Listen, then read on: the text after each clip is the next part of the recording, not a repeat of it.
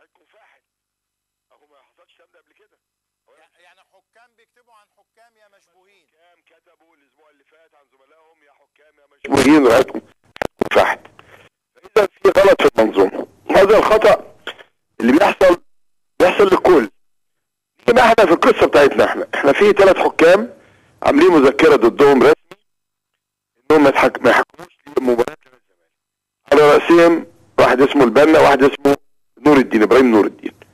مذكرات رسميه بقالنا سنتين. لا مش عشان احنا بنختار، في فرق ان انا اختار حكم، فرق ان انا اقول ده بلاش. القاضي اللي قاعد على المنصه المحترم ابو اللي بيلبس وشاح محترم، لما حضرتك بتروح تقدم فيه طلب رد او تروح لرئيس المحكمه او هو تطلب منه التنحي بيتنحى. تمام؟ مفيش حد بيختار الحكم بتاعه ولا القاضي بتاعه. لكن لما انت بتشوف حكم سيء ومتعمد الاساءه لدرجه انه اصبح حكم مشبوه، انت بتقول من فضلك يا اتحاد الكوره الراجل ده وده من فضلك ما يحكمليش، انا ما غلطتش. على راسهم ابراهيم نور الدين. تمام؟ ابراهيم نور الدين السنه دي، انا طبعا بقرا امبارح الاهرام مسائي وانا بحترم الاستاذ محمود طاهر رئيس النادي الاهلي وكلامه، قال ان هو وجه الجهاز الفني للنادي الاهلي يراقبوا محمود عاشور اللي هيحكم مباراه الزمالك ومباراه الزمالك، وكنا بنلعب الماتش الاخير ده مش فاكر بيلعب مين، الزمالك وحد كان بيلعبه يعني. اعتقد احنا لعبنا المقاولين، وبعدين بعد المقاولين لعبنا مين؟ الماتش وادي دجله. لا اللي بعد وادي دجله، الماتش اللي فات ده على طول. ده كسبنا 3-0. تمام؟ قال وجهوا انه بيراقبوهم، واي تجاوز من الحكام، هو طبعا محمود طاهر والاهلي مش طرف في الماتش، واي تجاوز من الحكام خلاص احنا مش هنكمل المسابقه. كلام محترم وجميل. ثم محمود طاهر عمل بيان الشهر اللي فات قال نفس الكلام ده. انا شايف ان في ظلم تحكيمي على النادي بتاعي وانا مش هكمل المسابقه بالطريقه دي. ده كلام يحترم، خلاص ده حقه، عشان الناس بيقول لك الزمالك لا، اللي بدأ الاستاذ محمود طاهر. فانا بناء على هذه النصيحه راقبت الحكم امبارح اللي هو ابراهيم نور الدين، اللي هو كان في ضربتين جزاء غير صحيحتين في مباراه الاهلي والاتحاد السكندري اللي في الموسم الاول، وحسبهم ضد الاتحاد السكندري. اللي هو كان في ضربه جزاء صحيحه لنادي الزمالك الماتش اللي بعده على طول مباشره، والكوره ضربه جزاء وتصفر ضربه جزاء وبعدين راح لغيها. تمام؟ ده راجل بيتفوت يعني شغال فتوه في مصر كلها. فاللي حصل بالظبط انه امبارح الراجل حكم المباراه، الاهلي ليس محتاج من يساعده ولا الزمالك، خلي بالك يعني لا محتاج حكم يساعدني ضد طنطا ولا ضد الشرقيه، ولا الاهلي محتاج حد يساعده ضد المقاصه ولا الانديه، ما حدش محتاج حد يساعده. المساعد هو جهدك وجهد لعيبتك، واخد بالك، واخلاصهم في الملعب. ففوجئنا بالاتي. نمره سيبك بقى رئيس نادي المقاصه ده راجل بيحكي شيء لك يعني ده الموارد الرئيسي دلوقتي اللي لعبته للنادي الاهلي. اللي حصل بالظبط ان ضربه الجزاء مالهاش علاقه بضربات الجزاء ولا كان النادي الاهلي محتاجها لانه كان ممكن يكسب من غيرها. فجاه راح مصفى لدرجه ان الاخ مدحت شلبي قاعد يقول لك طب ما نحلف اللعب على المصحف، ده استوديو تحليلي، احنا مش قاعدين في الازهر الشريف، واخد بالك؟ بيقول لك ما نحلف اللعب على المصحف، هي جت في ايده ولا ما جاتش في ايده؟ طب ما هو اللاعب طلع وقال هي لمسه يد بس، هو قال لا تستحق ضربه جزاء. تعليمات من رئيس النادي بتاعه. انا بقول لك اهو ده تعليمات من رئيس ناديه. يعني رئيس ناديه يتآمر على النادي؟ يتآمر ولا يهمه. كل سنه يقول لك انا العيال لسه مديله على فوقه الاسبوع اللي فات. اسوأ رئيس نادي جه ولا مش وبعدين عايز اعرف اعمل له اللي هو محمد عبد السلام، وحضرتك لواء امتى؟ حضرتك طالع من الجيش رائد، وحضرتك كل ما رفعتك بتلاقي نفسك. انا مش فاهم بصراحه، هو كل ما دفعتك تترقى. الموضه الجديده دلوقتي يا فندم واحد يطلع رقيب وبعدين يقول لك ايه اللي هو فلان الفلاني، يطلع ملازم اول اللي هو فلان الفلاني. طيب خلينا في الموضوع بس دلوقتي. انا عايز اعرف بس اصل ده نصب على الناس. حضرتك لواء مناسبه ايه؟ حضرتك خدت رتبه لواء امتى؟ حضرتك خدت رتبه لواء عم طلعت على 10 30 سنه. المهم تمام؟ فاللي حصل بالظبط عشان الكوره تيجي في ايد اللاعب وحضرتك تحسبها ضربه جزاء، ما ممكن انك انت تشوط الكوره في ايدي يا وائل وتيجي في ايدي فعلا وانت مش ضربه جزاء لان انا ما حركتش ايدي. تمام؟ او تحريك ايدي ما اثرش على الكوره. انا عايز اشوف الكوره لما اتشاطت يا ريت تجيبها تاني. هل الكوره غيرت مسارها؟ يعني بعد ما كانت تروح يمين راحت شمال؟ لا ما فيش. هو عموما اللعبه يعني مفار هي حديث مصر كلها خلال الساعات القليله الماضيه. يعني ركز معايا فيها بقى. هي لو محسومه ما كانش الناس هتبقى في الحيره دي. هي مش محسومه. سيبك من الكوره، انا ماليش دعوه بالكوره دي. في حكم يضرب لاعب في صدر البنيه؟ هو ضرب لاعب بالبنيه؟ هات يا بيه اللقطه لما ضرب اللاعب، لما ضربه بنيه في صدره. بعد اذنك هاتها. ضربه بنيه في صدره. فين ده؟ ايه البلطجه دي؟ وهو رئيس النادي اللي نايم على لا مؤاخذه سايب اللاعب بتاعه بينضرب بنيه في صدره، ويقول له النبي يا بيه ده مضروب بنيه في صدره. طب هل كمان احمد الشيخ لمجرد انه كان لاعبا في النادي الاهلي؟ ثانيه واحده اكمل كلام. خلاص ادي نمره 2. نمره 3 اتحسبت ضربه جزاء صحيحه على النادي الاهلي. تمام. لوائح اتحاد الكره اتحاد الدولي، لو اللاعب اتحرك سنتي قدام والكره ما جاتش واخد بالك؟ يعني ما جاتش جون تتعاد، لو جات جون احنا نعتبرها جون.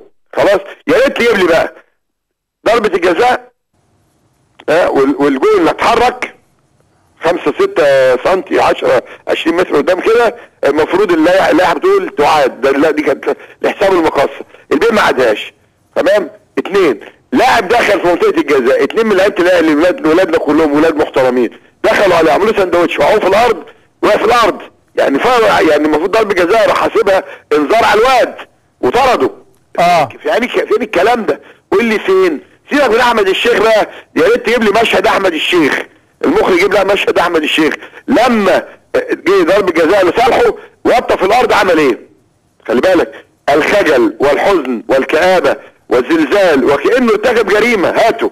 تمام. والمدرب بتاعه قال لك ما كانش هو اللي هيشوط الكوره، فقال لي انا عايز اشوطها عشان اشوطها في ايد اكرامي. مفيش مسابقه بالطريقه دي. كل ده لان احمد الشيخ ده معار من النادي الاهلي للنادي المقصه، يلعب يجيب الكوره يخسر الاهلي بونتين 2 بونت علشان في مسابقه الدوري. طب انا مش هرجعك.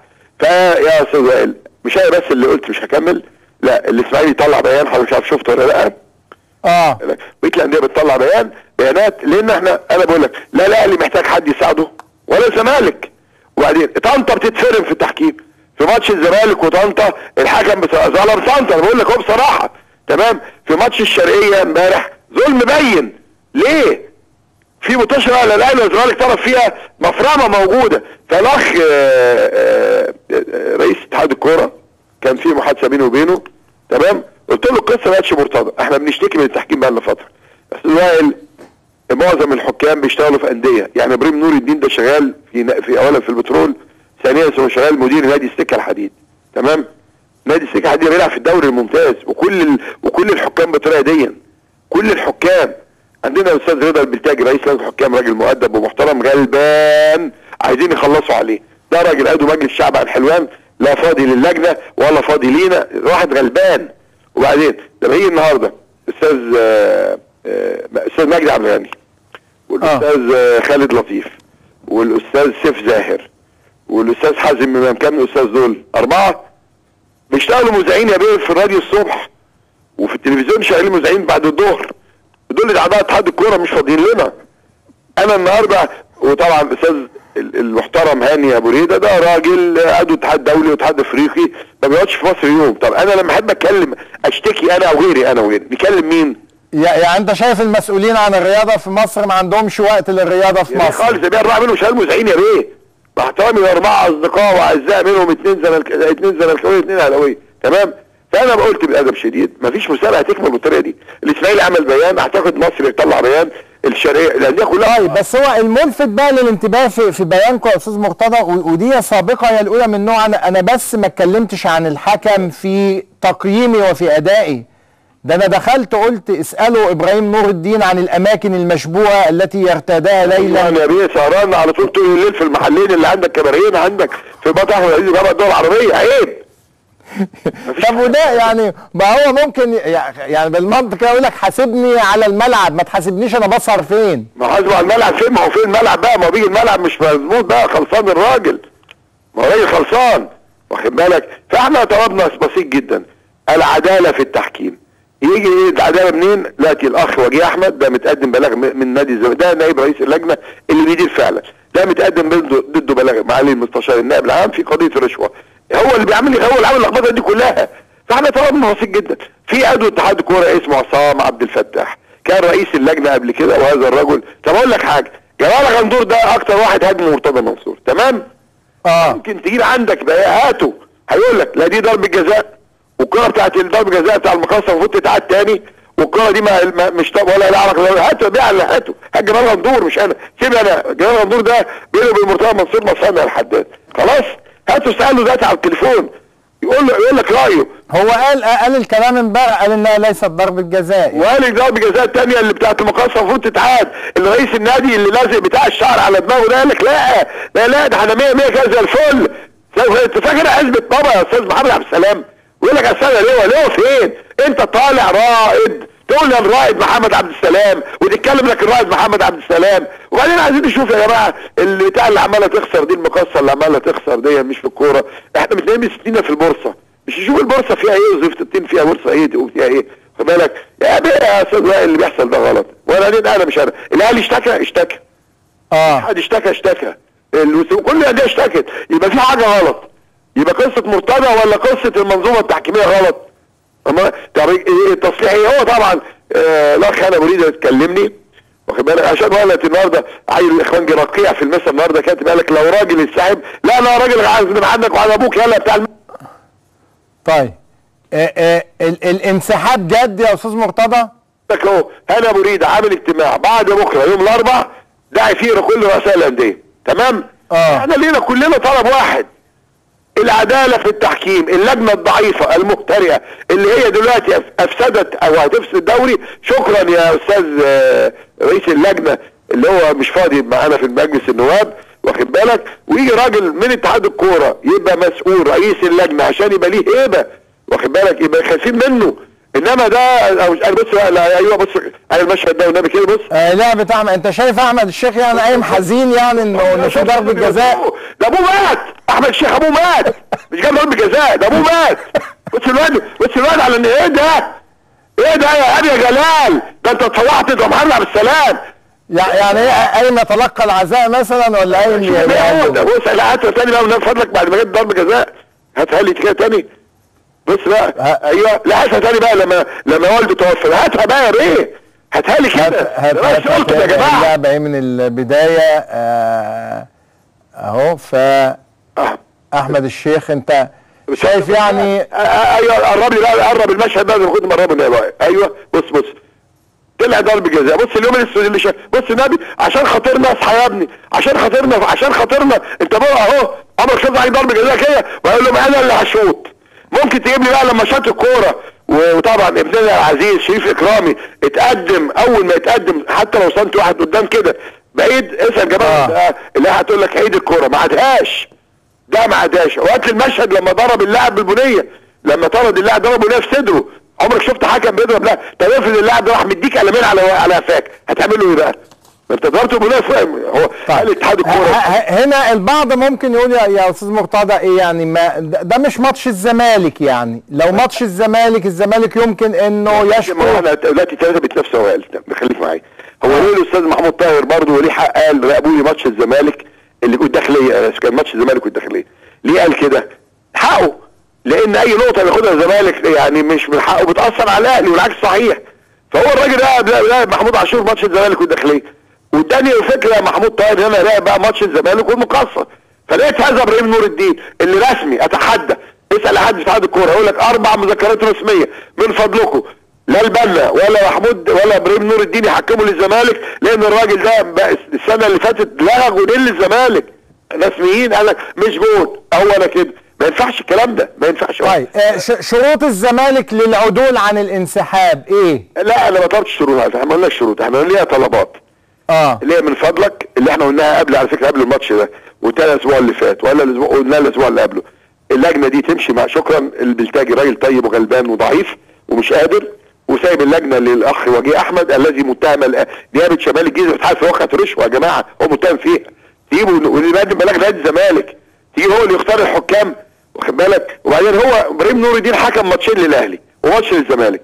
الماتش الاولاني الاهلي ضربتين جزاء ضد الاتحاد السكندري وتعادل بيهم الاهلي 2-2، والماتش اللي بتاع امبارح ده ضرب جزاء للاهلي وكسب فيه.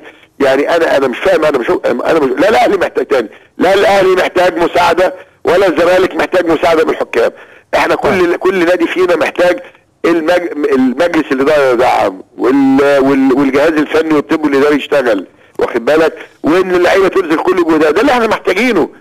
فالاخ مع رئيس اتحاد الكوره قال هدعو لان المصري قال انجاي اخر، والاسماعيلي عمل بيان، واخد بالك، والاستاذ محمود مشالي في اسكندريه قال لك انا اكثر واحد انظلمت، والشرقيه، يعني كل الانديه خلاص قالت ضجت. فاحنا مالناش شروط، من فضلك بادب شديد باحترام. اول حاجه لازم اللجنه تتغير. ما بقولكش هات لجنه حد قريب مرتضى من بشروش، ولا حضرتك عندك رئيس اللجنه السابق ده عضو اتحاد الكوره اسمه حسام عبد الفتاح وكان محاضر دولي في ابو ظبي، من فضلك هاته يمسك رئيس اللجنه يظبط عليه. 2 ابراهيم نور الدين، يا عم انت مش عايز تحقق معاه في ضربه الجزاء انا معاك، مش عايز تحقق معاه انا كل ده معاك، لكن لما يطلع ابراهيم نور الدين ايه اللي ادب عليا النهارده في الاذاعه وهو ممنوع من الكلام الصبح مع مجدي عبد الغني، لما ابراهيم نور الدين يضرب لاعب بالبنيه في صدره، خلاص يا اخي حقق في الكلام ده. هو حضرتك هو ده احنا بنشوف قضايا وائل لا مؤاخذه يعني لما بيروحوا محكمه الجنايات ويشوفوا قضايا بيروحوا الصلاحيه بتفصلوا، مين بقى الحكم ده اللي عنده حصانه اللي هو بيقول لك لا انا كلامي قران؟ لا، ابراهيم نور الدين غلط يتحاسب، عاشور غلط يتحاسب، اي يا جماعه حكم يغلط يتحاسب، عشان ما نوصلش ان حكم ينضرب على قفاه او حكم ينضرب بالشلوت. لو انا بكذب هاتهم ويقول لك ما حصلش، او 5 حكام يطلعوا على الفيسبوك يقول لهم ايه طلع رهانكم فاحت يا مشهورين، في اكتر من كده بقى هم مع بعضيهم. طيب استاذ مرتضى منصور رئيس نادي الزمالك، الف